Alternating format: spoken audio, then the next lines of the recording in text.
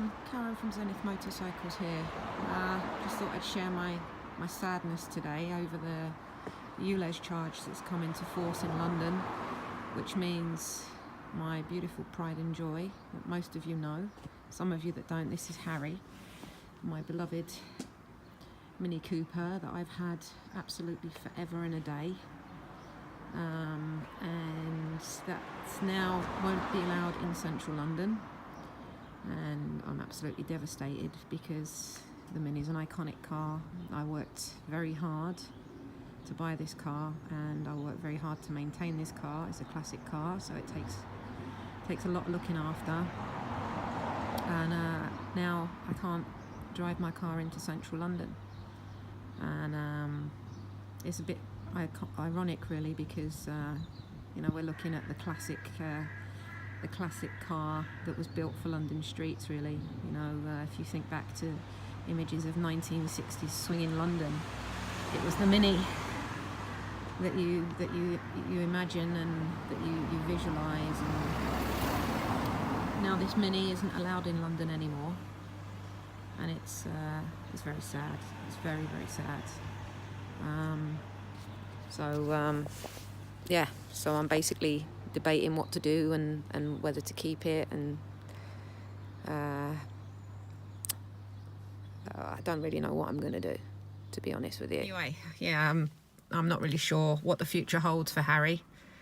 Those of you that know me and customers that know me and are familiar with my quirks, Harry here is one of my quirks. I've had Harry longer than I care to remember. I've always owned this car. It's my pride and joy. And the reason I love it is because for me, it's the closest thing to a motorbike I can get on four wheels. And I'll give you a quick tour of Harry, okay? So you can see, famous. I've got my beautiful walnut dashboard with all my gauges. I've got oil pressure clock, which is very handy for me because I don't like to be late. My battery voltage gauge. It's got all the classic Smith clocks in it, and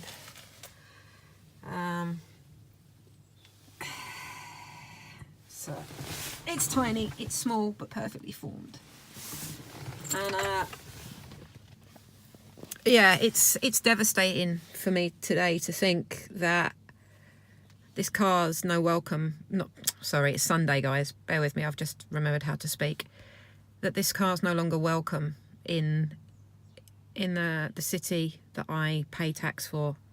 I work very hard. I run a business. I employ people. My car pollutes a hell of a lot less than a London bus. Harry passes his emissions tests every year when he goes for MOT. It's an injected car, so it's not a smoke burner. I maintain the car like anybody with a classic car does. It's our pride and joy, and we put a lot into maintaining it. So yeah, it's a sad day for me. To be honest with you, I'm quite emotional about it, and to think in 2 years' time, if Mr. Khan has his way, I won't be able to drive this car anywhere in London at all. So yeah, sad times ahead, guys.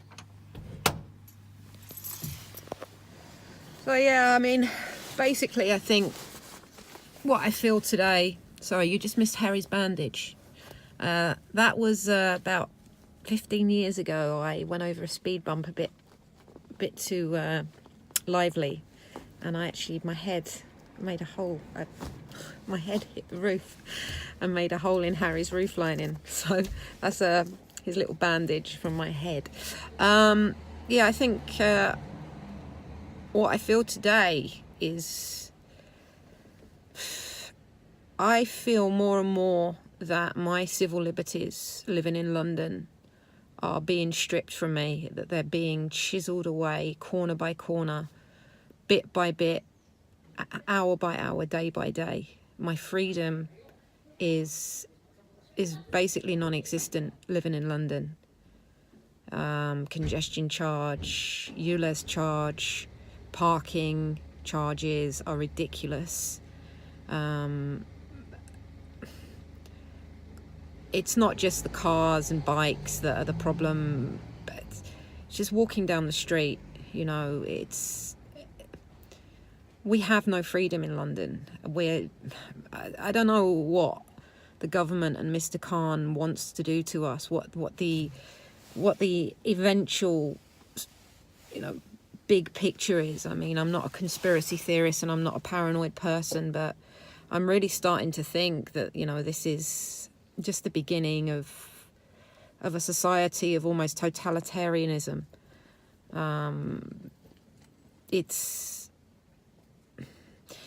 Britain used to be, according to some, a place that people came to for freedom and for safety, and it's not that place. It's not that place. It's, you know, when you've got madmen running around on the streets of Edmonton on a Saturday night, stabbing people randomly, paralyzing people, putting them in hospital. And, you know, I went out this morning to pick Harry up from his mechanic, and I went through past 4 police stations in North London, every single one of which was shut down and abandoned. How is that right? How can you reduce our liberties so much and at the same time take away the safety? And what you're doing doesn't make sense to me. And you're killing us. You're suffocating us. You're taking away our safety. You're taking away our will, and you're taking away our hope. And don't get me started on Brexit, because to be quite honest with you, I'm over Brexit. I'm done with Brexit. You know, when we pay you what we pay you to sit in the House of Commons and sleep, and then argue amongst yourselves over our future, whether you voted yes or no for Brexit, it doesn't matter. Democracy spoke, whether you agree with it or you don't agree with it. Democracy's spoken, and we're supposed to live in a democratic society. And then our MPs, our lawmakers, make us the laughing stock of the world and set about causing huge financial instability. Because what, you can't, I don't know, your game of golf went bad, your au pair made your coffee wrong this morning, your flat in Knightsbridge, you woke up and the light bulb was broken. I don't know what the hell, but you guys need to get real. And it starts with my Mini not being able to drive around, and my friends and my motorcycles not being able to drive around in the city that we pay for. And then where does it end? You know, you're not going to give me my cancer drugs because I'm living the wrong postcode, or, you know, come on. I'm disheartened. I'm so disheartened and disillusioned today. I can't even begin to tell you guys. And I know, for example, a good friend of mine, she had to sell her car and buy another car. And she's a key worker. She works nights. She takes care of sick people. That's her job. And did anyone help her buy a new car? Was there a scrappage scheme? Was there any government tax incentive? No. Just wake up, people, you know.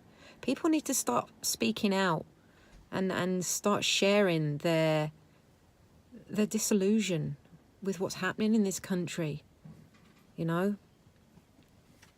Anyway, folks, from me and Harry, have a great Sunday. I'm sorry if I've depressed you all this morning. But to be honest with you, I feel bloody depressed. You know, I feel really depressed. I feel sad. And I just wonder why I'm on this treadmill, going round and round every week, paying my taxes. Sorry, the 4 taxes I pay to keep my business open, to employ people, to have a great team, work hard, and not have holidays, not have any form of social life hardly, because I'm always working and I can't even drive my car. Anyway, anywho, happy Sunday, peeps. Take care.